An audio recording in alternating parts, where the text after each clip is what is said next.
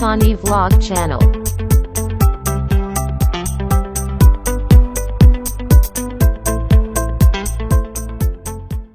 Shalom semuanya, Tuhan memberkati.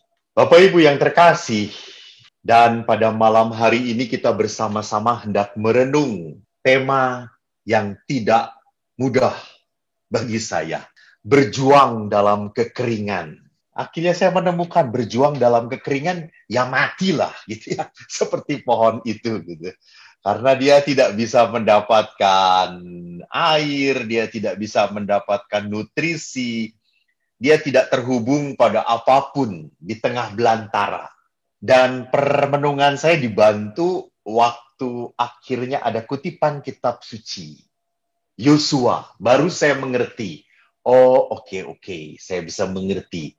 Saya akan memperlihatkan terlebih dahulu kitabnya, kitab Yosua. Baru nanti saya sedikit demi sedikit mengupas siapa Yosua itu, lalu bagaimana Yosua tampil di dalam suku Israel. Saya akan bacakan kitab Yosua. Yosua ini jadi yang pertama setelah Pentateuch. Bacaannya Yosua 1 ayat 1 sampai 10. Saya bacakan. Sesudah Musa hamba Tuhan itu mati, berfirmanlah Tuhan kepada Yosua bin Nun, abdi Musa itu. Demikian, hambaku Musa telah mati, sebab itu bersiaplah sekarang. Seberangilah sungai Yordan ini, engkau dan seluruh bangsa ini menuju negeri yang akan kuberikan kepada mereka, kepada orang Israel itu. Setiap tempat yang akan diinjak oleh telapak kakimu, kuberikan kepada kamu, seperti yang telah kujanjikan kepada Musa. Dari padang gurun dan gunung Libanon yang sebelah sana itu, sampai ke sungai besar, yaitu sungai Efrat, seluruh tanah orang Het, sampai ke laut besar di sebelah matahari terbenam, semuanya itu akan menjadi daerahmu. Seorang pun tidak akan dapat bertahan menghadapi engkau seumur hidupmu. Seperti aku menyertai Musa, demikianlah aku akan menyertai engkau. Aku tidak akan membiarkan engkau dan tidak akan meninggalkan engkau. Kuatkan dan teguhkanlah hatimu. Sebab engkaulah yang akan memimpin bangsa ini memiliki negeri yang kujanjikan dengan bersumpah kepada nenek moyang mereka untuk diberikan kepada mereka. Hanya kuatkan dan teguhkanlah hatimu. Dengan sungguh-sungguh bertindaklah hati-hati sesuai dengan seluruh hukum yang telah diperintahkan kepadamu oleh hambaku Musa. Janganlah menyimpang ke kanan atau ke kiri, supaya engkau beruntung kemanapun engkau pergi. Janganlah engkau lupa memperkatakan kitab Taurat Antoni Vlog ini, Channel. tetapi renungkanlah siang dan malam, supaya engkau bertindak hati-hati sesuai dengan segala yang tertulis di dalamnya. Sebab dengan demikian perjalananmu akan berhasil dan engkau akan beruntung. Bukankah telah kuperintahkan kepadamu, kuatkan dan teguhkan hatimu. Jangan kecut dan tawar hati. Sebab Tuhan Allahmu menyertai engkau kemanapun engkau pergi. Demikianlah sabda Tuhan. Syukur kepada Allah. Saudara-saudaraku yang terkasih, kita lihat siapa Yosua itu. Jadi kalau lihat Yosua itu rupanya punya kedudukan cukup penting di dalam suku Israel. Dia adalah seorang panglima perang. Jadi Yosua itu adalah tangan kanannya Musa untuk berperang, karena tangan kanan yang lain adalah Harun yang juga bersama Musa sebagai juru bicaranya. Tapi Yosua ini punya kedudukan yang khas. Kenapa? Karena Allah sendiri memilih bahwa dia yang akan membawa umat Israel masuk ke tanah terjanji. Kalau Musa sampai ke dekat tanah terjanji, Musa sendiri tidak pernah masuk ke tanah terjanji. Nah, Yosua adalah pribadi yang sungguh tahu bagaimana perbudakan di Mesir. Jadi memang Yosua ini lahir mungkin seusia dengan Musa atau di bawah Musa. Jadi dia itu hidup di tanah Mesir sebagai budak. Orang Israel sebagai budak Mesir. Lalu bagaimana dia melihat kuasa Allah selama 40 tahun, begitu menjaga orang Israel sampai ke depan tanah terjanji.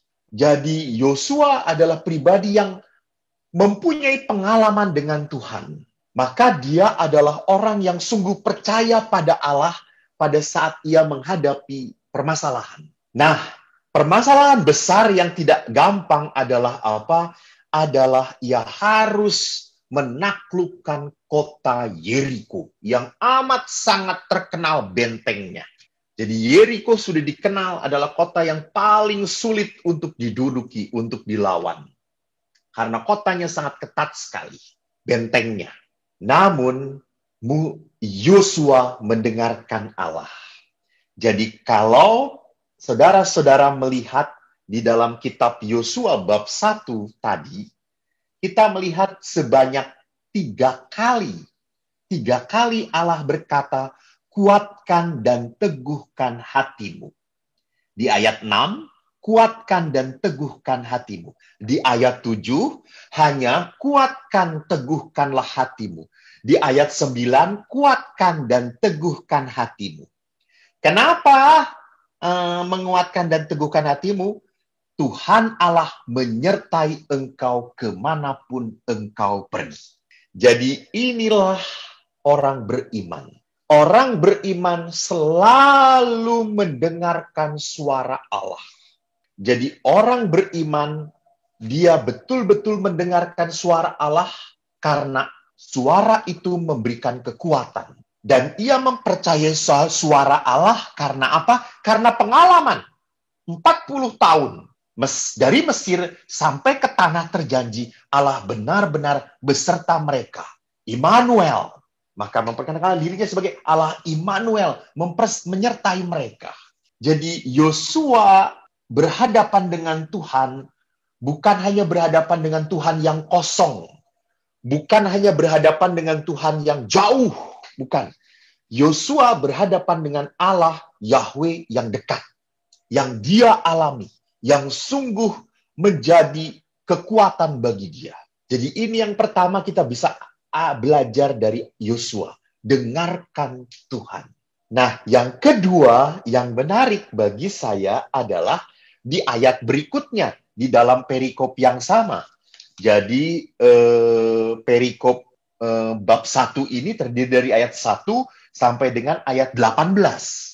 Dan rupanya mendekati ayat akhir, ayat 18, ini penutup bab 1, bagus sekali. Lalu Yosua itu kan mengumumkan kepada orang-orang Israel, bahwa kamu harus taat kepada aku, karena Musa sudah tidak ada. Maka sekarang aku yang menggantikan Musa. Lalu bagaimana tanggapan orang-orang Israel? Mereka menjawab Yosua dengan berkata, segala yang kau perintahkan kepada kami, akan kami lakukan. Dan kemanapun kami akan kau suruh, kami akan pergi. Sama seperti kami mendengarkan perintah Musa. Demikianlah kami akan mendengarkan perintahmu. Hanya Tuhan Allahmu kiranya menyertai engkau seperti ia menyertai Musa. Setiap orang yang menentang perintahmu dan tidak mendengarkan perkataanmu, apapun yang kau perintahkan kepadanya, dia akan dihukum mati. Hanya kuatkan dan teguhkanlah hatimu. Lihat, muncul kembali di 18 ayat kata kuatkan dan teguhkan hatimu muncul kembali di bagian akhir dari perikop ini. Dan sekarang yang mengatakan bukan Allah. Siapa yang mengatakan? Orang-orang Israel itu. Jadi ini hal kedua yang harus kita pahami di dalam hidup beriman. Jadi bagaimana kita bisa bertahan, berjuang dalam kekeringan, belajarlah mendengarkan suara Allah, yang pertama. Dan yang kedua, dengarkanlah orang-orang yang sungguh mengasihi engkau. Jadi kita itu harus menjadi orang-orang yang bijak. Orang-orang yang bijak itu artinya apa? Jangan semua didengarkan. Jangan semua dibaca. Kan sekarang orang sedang musimnya IG, Facebook, Twitter, apalagi WhatsApp lah dan seterusnya gitu ya. Akhirnya waktu untuk membuka Anthony IG, Vlog Channel. waktu untuk membuka Facebook, waktu untuk membuka Twitter dan menjawab itu semakin banyak. Dan yang menyedihkan apa? Semua didengerin gitu ya. Bahkan komen-komen yang menyakiti hati juga didengarkan lalu bereaksi. Kita marah, kita jengkel, kita kecewa gitu. Lihat, kita harus mengerti bahwa tidak semua orang bisa menjadi sahabat baik kita. Semua orang bisa menjadi teman, betul. Semua orang bisa jadi teman. Tetapi tidak semua orang bisa menjadi sahabat baik kita. Jadi kita harus punya komunitas yang sungguh mengasihi kita. Komunitas yang apa? Yang mendukung kita. Bukan menjatuhkan kita. Gitu ya. Bukan hanya bisanya mengkritik, menjelek-jelekan. Nah, jadi saya belajar di dalam komunitas pastoran saya.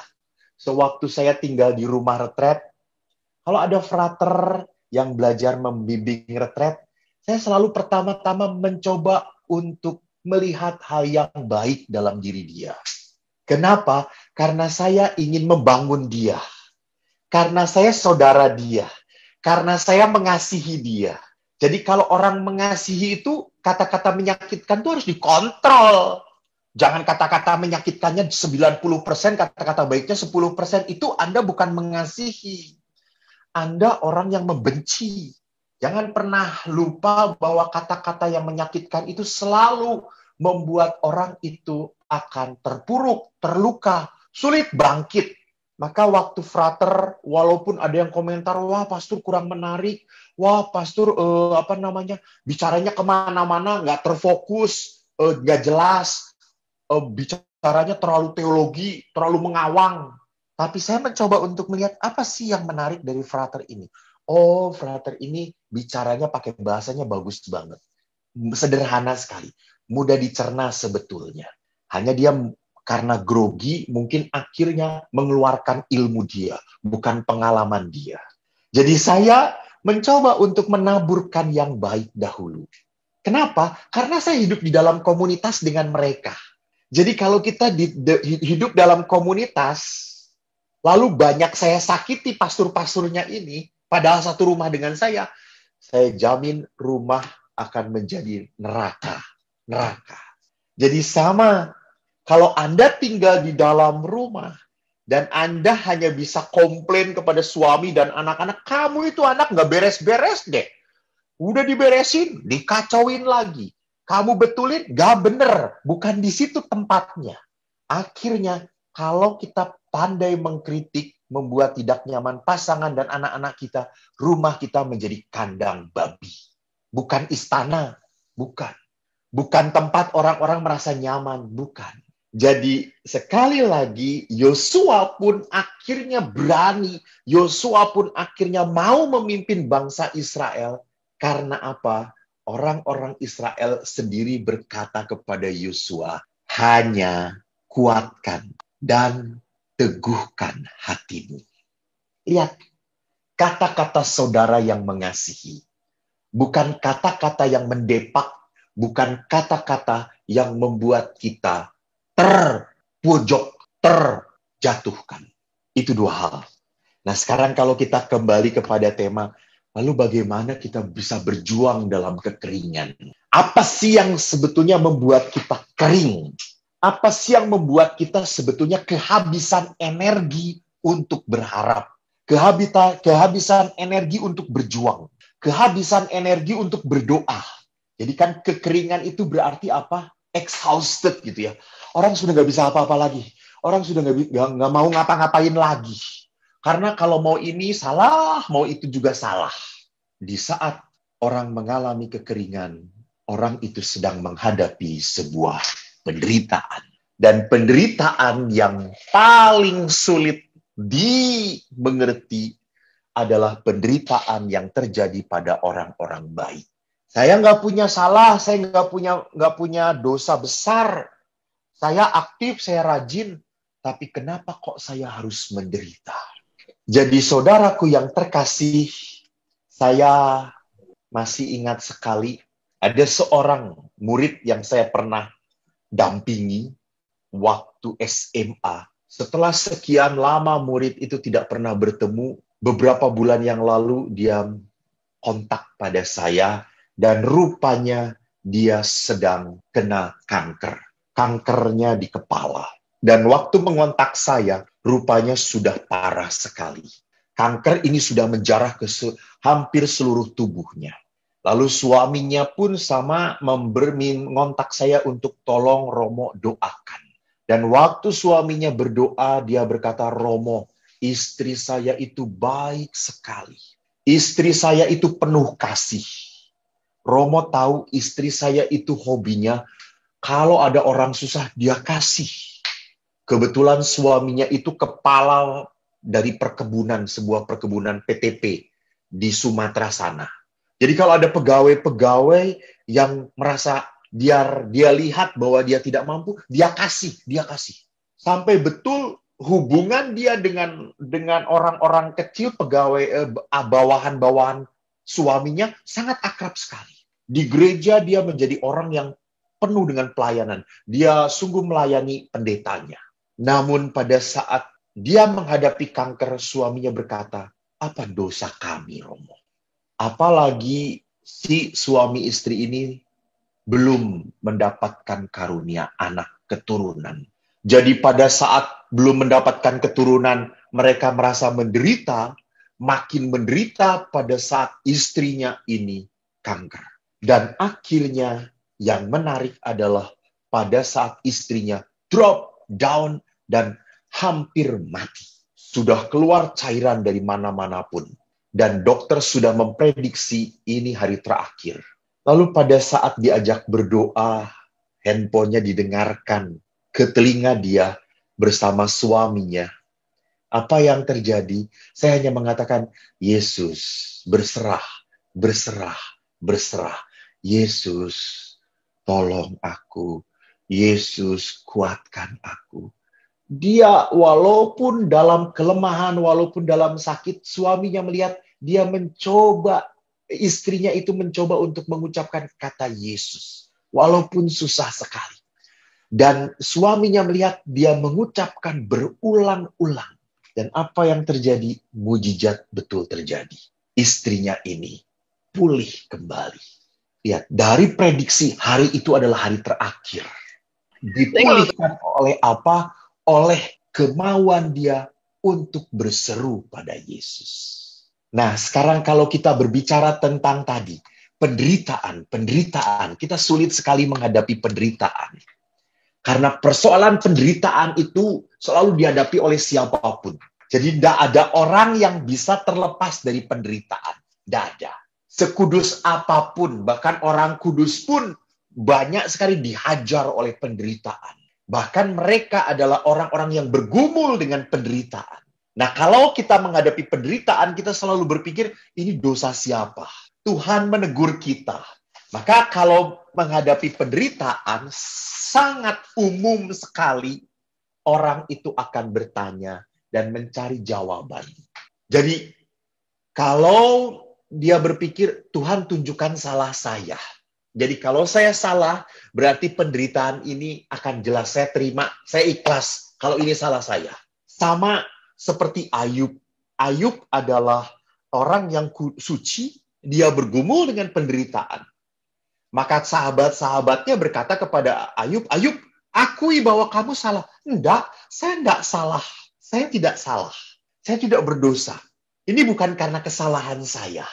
Dan Ayub pun tetap bertanya, kenapa saya menderita? Sampai apa yang saya miliki habis begitu saja. Jadi ini reaksi pertama pada saat orang menghadapi penderitaan. Selalu tanya. Sering sekali kalau saya menghadapi oma-oma saat membagi komuni, kunjungan. Dulu waktu saya di Bandung agak sering ke panti jompo. Oma-oma sering tanya, Romo, cucu saya itu sudah beberapa yang meninggal. Mereka masih muda sudah dipanggil Tuhan. Saya kok enggak dipanggil Tuhan ya Romo. Saya rela Romo menggantikan mereka. Rela, saya sudah capek. Sudah terlalu lama hidup. sudah cukup, saya sudah puas. Kenapa kok bukan saya yang dipanggil? Jadi lihat di sini orang mempertanyakan sungguh apa penderitaan dia. Kenapa kok saya dibuat panjang hidup padahal sudah tua, sedangkan cucu saya masih muda, kok begitu cepat hidupnya? Sekolah belum selesai, belum berkeluarga, apalagi belum punya keturunan. Kok sudah meninggal? Jadi orang itu selalu penasaran. Mereka selalu ingin tahu Tuhan itu punya rencana apa. Apa sih maunya Tuhan? Manusia cenderung untuk meminta penjelasan dari Tuhan. Pertanyaannya, kalau kita sudah mendapatkan penjelasan, apakah penjelasan itu selalu memuaskan manusia? Tidak pernah, saudara-saudara. Tidak pernah. Jadi, penderitaan itu bukan untuk ditanyakan kenapa. Yang kedua, kita pun paling mudah apa? Paling mudah menimpakan tanggung jawab pada orang lain. Jadi kita itu paling mudah berpikir bahwa saya ini korban. Bukan karena saya penderitaan ini, tapi saya itu korban. Karena pasangan saya. Contoh, banyak sekali pasangan suami istri yang mengatakan, Romo, hidup keluarga saya hancur. Romo tahu hancurnya kenapa? Karena suami saya punya istri simpanan. Lihat. Jadi kehancuran ini menyalahkan tindakan suaminya. Jadi dia itu hanya korban. Dia tidak pernah berpikir, dia tidak pernah merenung. Kenapa sampai suaminya lari dari engkau? Jadi dia kan harus merenung juga. Kan kita juga harus berefleksi, kita pun harus bercermin. Kenapa sampai suami saya kok butuh perempuan lain? Berarti saya kurang memberikan yang terbaik bagi pasangan saya. Itu lihat. Jadi kita mudah sekali menjadikan diri kita sebagai korban. Contoh hal lain. Ada seorang anak senang sekali makan. Sampai gendut sekali. Lalu saya tuh ngomong, Nak, kamu itu makan, jangan keterlaluan. Kamu masih muda, mbok olahraga, makannya dibatasi. Jangan rakus begitu semua dimakan. Sampai akhirnya kalau kita makan itu kan ukurannya kenyang. Kalau dia makan itu ukurannya apa? Capek. Jadi dia kalau baru berhenti kalau sudah capek makannya. Gitu. Kalau kan kita kenyang-kenyang, dia itu kalau udah capek baru berhenti. Lalu saya mengatakan, sudah jangan terlalu gendut. Apa yang jawaban anak itu? Romo, lihat aja papa saya juga kan gendut, papa saya juga makannya banyak. Ini kan keturunannya, gimana aslinya aja. Saya kan hanya ngikutin aja, saya kan keturunannya. Lihat, saya kan keturunannya. Kalau dulunya kayak gitu, ya pasti saya kan kayak gini. Lihat. Jadi kita terlalu mudah untuk memperlihatkan bahwa kita itu hanya nerima nasib. Ini nerima nasib. Roma, saya itu lahir dari keluarga yang berantakan, yang broken home. Maka tidak aneh kalau keluarga saya pun akhirnya berantakan, broken home. Dari dulunya udah kayak gitu kok. Ini sering orang mengatakan, ini sudah akar keluarga kita. Sudah akar keluarga, kepahitan keluarga kita, Romo. Nasib. Ini. Jadi penderitaan itu tidak dilihat sebagai tanggung jawab saya. Saya menderita ini karena salahnya saya, bukan. Tetapi dilihat sebagai apa? Dilihat sebagai nasib yang harus saya terima. Maka kalau demikian, kita punya sikap dua seperti ini, akhirnya apa? Kita menghadapi penderitaan selalu cenderung ingin cepat dibebaskan dari penderitaan. Jadi penderitaan ini tidak pernah mendidik saya. Penderitaan ini tidak pernah membuat saya berkembang. Jadi penderitaan ini tidak pernah membuat saya mengerti makna dari penderitaan. Karena dalam penderitaan permohonan saya cuma satu. Tuhan, secepatnya hentikan sakit ini. Buatlah pergi orang-orang yang membuat saya susah, yang membuat saya jengkel ini. Semoga cepat pergi dari hidup saya. Jadi kalau kita berpikir bahwa orang-orang yang membuat menderita ini pergi dari hidup saya, sakit ini pergi dari hidup saya, berarti saya baru bisa bahagia. baru saya bisa hidup dengan sukacita. Jadi lihat di sini, ini bukan pengikut Kristus. Ini bukan yang dihendaki oleh Kristus. Jangan pernah lupa, Kristus berkata kepada kita, kalau engkau hendak mengikuti aku, apa yang dia katakan? Pikulah salib. Antony Vlog Channel.